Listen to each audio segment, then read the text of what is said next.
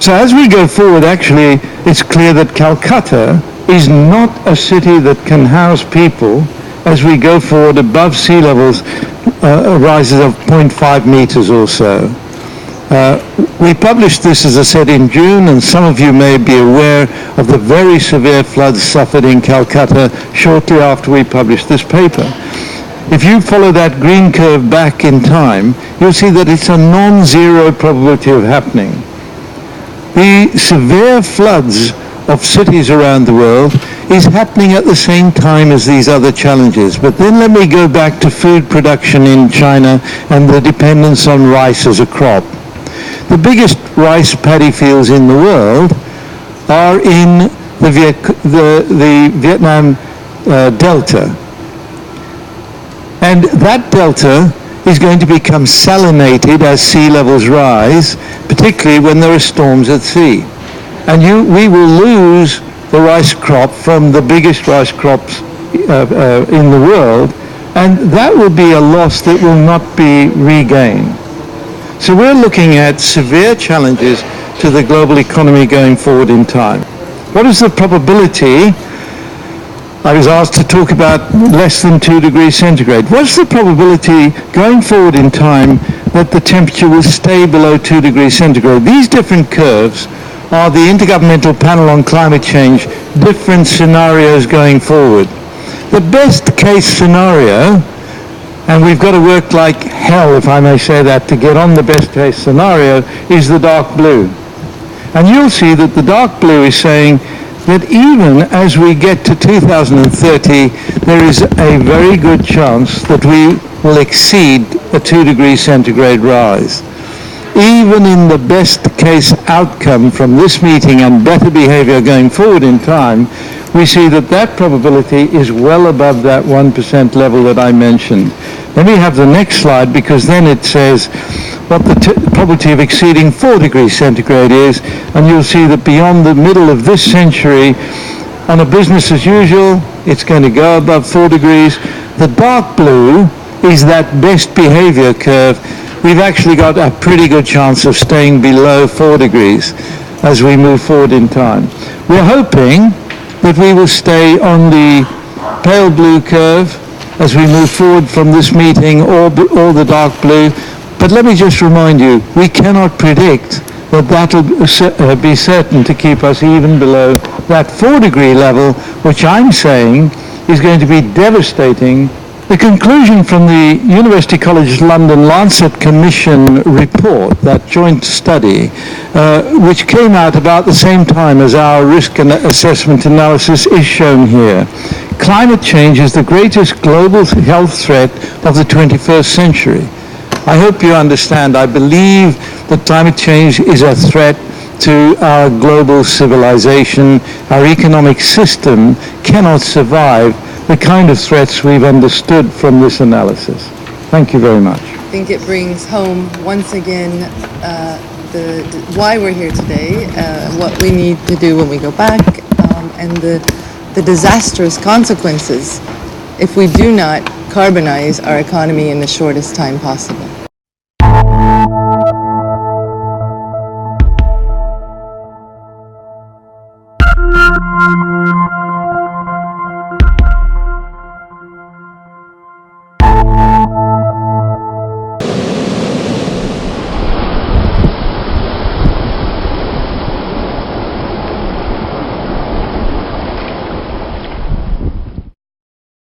Our focus is on wildlife traders. That is our niche. We do terrestrial and marine species.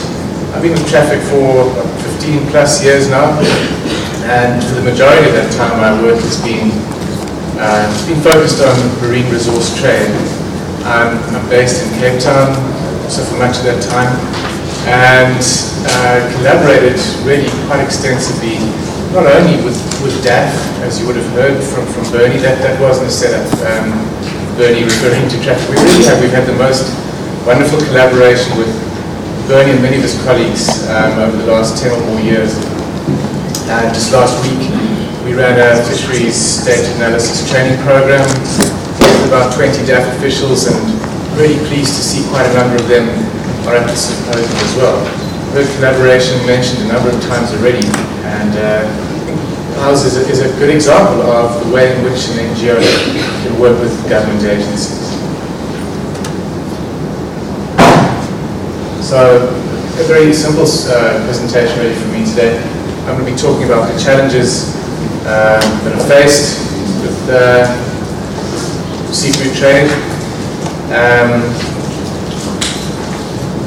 focusing on international trade. I won't be looking at domestic trade and those challenges. I'll be drawing predominantly on examples from South Africa. I'm going to be talking, just to warn you, I'll be talking again about abalone and rock lobster. I know Bernie covered them, but they really are, I know those situations, those trade issues well, and in a way they're kind of like the poster child of fish crime and related trade. They are such strong, unfortunately, South Africa, very damaging examples of fish crime. And then at the end I'll discuss some solutions for addressing the challenges. Okay, so this is a sort of standard trade chain. You've got fish at sea being pulled from boat to plate, and you have a whole lot of controls right through that system from the time it's landed. The first point of sale buyer, you've got the processor, the trader, get exported, imported then, goes into the retail restaurant system and then is bought by a consumer and is eaten. And you've got systems at each point in that trade chain for monitoring these controls, and a variety of agencies with a mandate for that enforcement. Now, I think arguably the strongest measures and the most expensive measures are those that take place at sea. So you've got your observers, you've got VMS, AIs, at-sea patrols, and then at landing as well, you've got fisheries control officers monitoring discharges. And I think probably justifiably so that you want to expend a lot of effort, compliance effort at sea. You want to keep the resource in the sea at sustainable levels. Once it's been illegally harvested, the stock has been impacted. So I think justifiably, but it's the very expensive end of compliance. And right through this trade chain, every single opportunity there is an opportunity to disrupt. Wherever you've got a control measure that can be enforced, you have an opportunity to disrupt. And I think if we just reflect on that pyramid that Yves showed yesterday, the more opportunities for disrupting illegal catch and trade, I think the higher we can get in that pyramid and the just attitudes and behavior. So we also have fisheries control officers, enforcement officials playing a role through the trade chain. They will check, for instance, processing establishments, check invoices, permits, and so on at various stages. In some cases, but not always, you'll have fisheries compliance officials playing a role at border posts, imports, so monitoring import and export of seafood. But that's not always the case. That's often where customs plays that predominant role. And as we know, there's not enough interaction between customs and fisheries. There's an assumption, I think, that by fisheries that, well, the trade is largely international trade. That's being largely regulated by customs, although it is within their mandate. And then, the thing about all those trade-related activities is that at every point in that trade chain, there's a permit, and a permit's got information on it. There's a lot of data that's being collected right through that period. And my experience is that that data is not being analyzed sufficiently. I think we have far more of a focus on analyzing the at-sea data, the catch data, the VMS data, the observer data. There's a huge untapped data resource that's linked to the trade chain. Not enough cross-referencing, not enough comparative analysis. I think from a compliance point of view, this trade chain as well, it provides enormous challenges. Those challenges are also opportunities, of course. But you've got seafood being traded in a processed form. It could be dried, it could be filleted, frozen, if it's in a container, as Bernie showed you, you're facing a huge task. So I'm now going to talk through a couple of examples that just highlight the challenges, reflecting again as well on the potential for improved trade data analysis, and how that can contribute to tackling fish crime. So this is a photo that I took about 4 years ago, I guess, in Dubai, UAE, and these are sharks that came across from Oman. There were probably about 4 or 5 freezer trucks that came over, and apparently these trips are happening almost daily. They brought at night to the night market, to the fish market in Dubai, and they then bought and finned. I don't know what happens to the meat. I wasn't there long enough to watch the transaction and any processing, but the main market here is for the fins.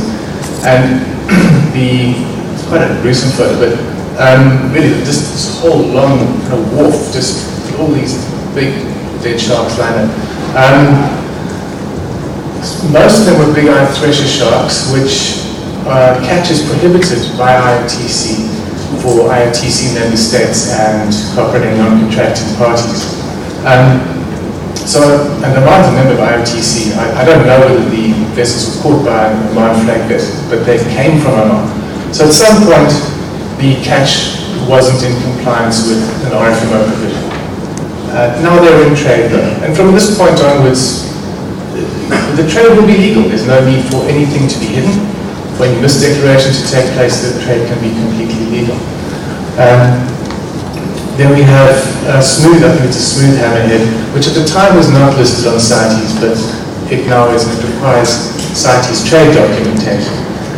And for a compliance official at each point in this, to be able to firstly identify the shark to a species level, know, oh, this is a hammerhead shark, are the species that's covered by CITES, or that species is not meant to be caught in terms of an RFMO.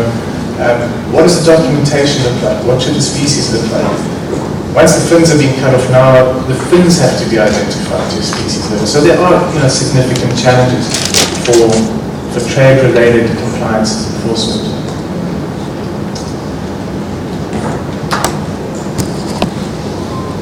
So, Bernie spoke this morning about abalone poaching and trade, and really it provides one of the most dramatic examples of fisheries crime. I really feel almost perhaps all wildlife crime on the African continent. I know we've faced the moment of the real crisis with rhino poaching, with elephant poaching. This is a crisis of its own, if not having as much of an impact on the species, that the social impacts are devastating. It's syndicated crime that's been involved, drugs, local gangs, corruption, you name it. It's all bundled in here. This graph shows abalone poaching estimates over the last, since 2000, so 15 years. And we've developed this looking at imports of abalone into the key importing countries, and then comparing that with what could be legally produced in South Africa through mariculture and through the legal fishery, and doing a simple calculation of what could be legally produced and what's actually being imported into the key markets. And the difference, of course, is the poached abalone. And we can do this quite accurately, working closely with the department. If you look at the blue bars are the poaching estimates. The orange part of that of each graph, the stacked bars, is the TAC, the total. So that's the annual quota for abalone. You can see how it's just gone down over the years. It's been reduced because of the heavy impact on the resource from poaching. And now in 2014, the legal catch probably represents conservatively, I think, maybe 3% of what comes out of the water legally. Everything else, you can imagine, 3% of what is being taken out of the water is taken out legally. More than 95% is being poached. And this hasn't just been going on for 1 or 2 years. This is not boom and bust. It's been going on for decades, really. So there's a real crisis here. So Unfortunately, though, this is just not, this sort of analysis can be useful because it can show you the volume, the extent of the crime that you're dealing with, but it's not really something that many customs agencies actually that they do. This is also based on analysis of trade data, but in this case we're looking at values. And what's interesting about this graph, I'm showing you this graph, is because it shows that this is just for Hong Kong, it's just for dried abalone, but it's showing that abalone is being imported not just from South Africa, but from Namibia, Zimbabwe, Mozambique, Zambia, and Kenya. Now, our species is an endemic species. There's a very small abalone farm in Namibia. The bottom line is that South Africa really should be the only country that's exporting any sizable quantities of abalone and a small amount from Namibia. There's no processing outside of South Africa. Anything that's coming from those other countries is guaranteed to be poached abalone. Some of them are landlocked, Zimbabwe, Zambia, landlocked countries. So important information for compliance to know the trade routes. So then that also gives information on focusing on specific border posts, working with counterparts in those countries to make them aware of this dynamic, seeing what possible legal processes could be developed for tackling trade once it's left the country. We also don't know if it's actually always all physically leaving the country. One possibility could be that it's going to the bonded warehouse, let's say at Tambo International Airport up in Johannesburg. It never leaves the country, but forged permits are produced that show that it's in the bonded warehouse and it's come through Zambia. It's now caught illegally. Once it's in the bonded warehouse with the forged documents, it's now legally in trade. And I'm not sure if this is what's happening. It's a possibility, but it could be apparently a way then for organized crime to get forex into countries where they have operations. If they need to get money into Zambia, they can show that there's a trade with Zambian product, they need to pay the exporter in Zambia. Now, that facilitates money laundering. These sorts of things, this sort of information, can be really useful in generating interest from other agencies. Financial Intelligence Center in this country and equivalent agencies in other countries that are trying to follow the money that's linked to organized crime. This sort of information I know is useful and valuable to them. I'd also just like you to look, probably can't see the numbers, especially at the back, but this is a value related graph. So we're looking at most years between, let's say, $30 and $40 million in value, of which the majority of that would be illegal. Now, if you convert that into South African rands, just for the dried abalone, it's a lot of money. It's a good way to get Treasury interested, to motivate for increased budgets for compliance. They're not going to be that interested in 2,000 tons of poached abalone being exported illegally, but they're going to be very interested if you tell them that they're losing, up to R1 billion a year in illegally. There's loss of revenue and the other impacts. I'll just have to move on a bit. So I will just briefly explain how is this possible. But essentially, what is happening is that the product is being caught illegally, and through the trade system, it's being turned into a legal product. This is what happened with the Bengas case as well. What happens with abalone? The big risk is in the country where you're exporting the product. That's where most of the enforcement is. That's where the concern is.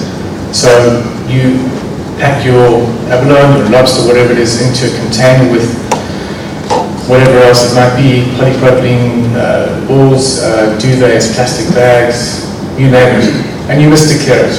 It could be car spares, bathroom accessories, computers, it doesn't matter. On the import side, the importing authorities aren't interested in your export permit. They don't want to know about the export permit. You complete the import permit, and there's no risk of misdeclaration. You quite openly declare importing duvets and abalone in a container. There's no risk, there's no national legislation that prevents you or could in any way address this.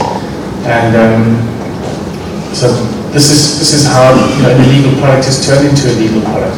This is a real challenge.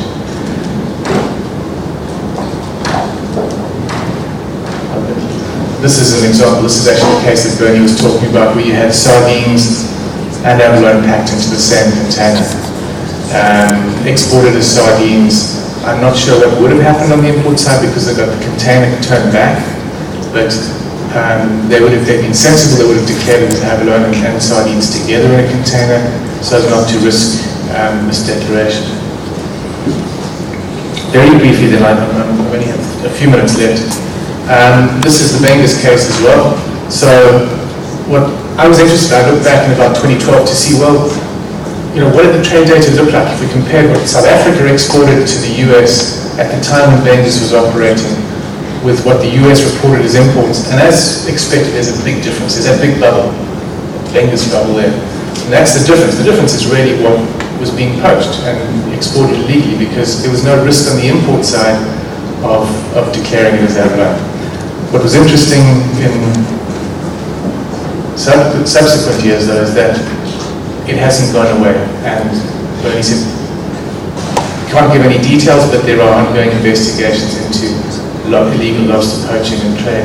And my thinking was, as Bernie said, if they hadn't had that informant telling them about the Bengus trade to the US, it could have gone on for years. If someone had been doing data analysis in 98, 99 and seen this big difference, maybe they would have alerted and said, look, you've got to look particularly at consignments that are going out to the US. We think that's where our poached abalone is going. Lobster. To summarize the challenges, the international trade system makes it too easy to order illegally caught fish. It's very difficult to change the system. The HS, the RMI system, the standardized system, often doesn't contain sufficient detail of fish products. Frozen fish oven or something, it doesn't tell you that it's a hammerhead shark. But sometimes import data can provide that level of detail, which it does, for instance, with abalone. So it's about understanding the systems. Insufficient interagency cooperation, especially between customs and fisheries. That's both within a country, but also between countries. The capacity to deal with these massive international trade makes inspection very challenging. Numerous trade documents, knowledge of the requirements, the confidence to know exactly what is required with a trade situation. What document is needed? What should be written on that document? How does that match up with what's in the box? Identification of especially processed fish products and trade, and then corruption, which has been mentioned a couple of times this morning already. Solutions. This is a big thing for me. And analysis of trade data. Quite a few of you here today have heard me. I've been banging this drum for many years, but I think we know by now that this can add value to compliance efforts. There's so much data out there, and we live in an age where access to that data is easy. There's software applications that can bring this disparate data together, do the analysis, do the cross-referencing, and make us more informed of people tackling fish crime about what happens to that product after it's left the sea, after it's hit the wharf. Somehow it ends up being legal on a plate in a restaurant, in a retail outlet somewhere across the world. Explore to deal with the problem with import and export permits. See what is possible working within the WCO and the HS system to move towards electronic permitting, to move towards a single import-export permit. Something needs to be done to address a system that is not helping us, is working against us. Continuous efforts like with the symposium to build interagency collaboration. And then we have a real opportunity to actively engage. We've got some fantastic international institutions. We heard yesterday from UNODC, there's the WCO, Interpol. We heard from Interpol as well yesterday, CITES, to build capacity and to obtain and share information for future collaboration. And my last slide, corruption, tackle corruption. Building knowledge on capacity on trade document requirements, the assessment of those documents, validation of those documents, continuous capacity building really, and the same for species identification. and I have done so. Thank you very much.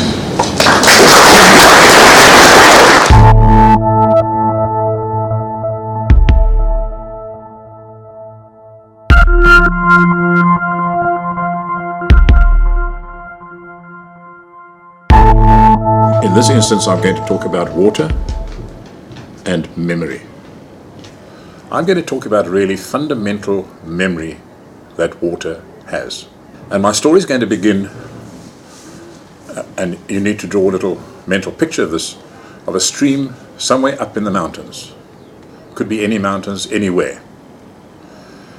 And a group of people are told that this particular stream, where this valley is and that those mountains, is absolutely one of the most scenic areas in the whole world. And so they get together and decide to travel and visit the stream and do this wonderful hike in nature. So they travel right across continents with all their gear. They move by rail, train, bus, whatever, and they get to this wonderful scenic scene, and they start their walk. And right beside them is this little stream coming down off the mountain. This little stream, at that point, is basically pristine. It has very, very, very little sign of any nutrient, of any pollution. And the hikers walk along, and the scenes are magic. And of course it's a hot day, so they put on suntan lotion and creams on their lips. And as would be the case, it gets hotter and hotter, so they decide to have a swim in one of the pools that this little stream has. So off they go and have a swim, and now they wash off the suntan lotion and all the creams that they've been having smeared over their bodies. And on top of that, they actually also release some body fluids into that stream. After all, it's in the middle of nowhere, so who's it going to affect? I mean, it's just a few of us here, you know. It's going to be washed away. It'll be just dissipated in the mass of water. However, some of the party have been taking some antibiotics. Some of the ladies are on birth control tablets. And some of them actually have a urinary disease. And so at that point, they introduce what would be the first beginnings of pollution and toxic elements. And this is where the memory begins. That stream takes that little plug of the first pollutant and the first nutrients and takes it on its way down the mountain. And so the hikers carry on hiking, they finish their hike, and they end up at a village. And this village is very rural. It has the most rudimentary sewage systems. But again, they note that this sewage system discharges into the same stream that they have just been walking along. And so the nutrient levels increase. And as they walk down the valley, so the villages get larger and larger. And then they come into an agricultural area, and they see the farmers are busy farming away. And they are spraying their crops with water from the stream. But they also notice that there's some machines growing up and down spraying pesticide. And again, this is washed off into this little stream. So the memory in the stream, this water, is actually carrying all these bits of memory down, all the way down to where it eventually will end up, either in a great big dam or out into the sea. Now we think that, you know, the water will wash away the sins of the world, but it really doesn't anymore. It may have done so many hundreds of years ago, but it doesn't do that anymore. Because what we are actually producing in terms of our toxic, I'll put it in inverted commas, our toxic chemicals are today so potent and are so powerful that they have an enormous effect when released into nature. There are, I think, 6 rivers in England that are highly protected.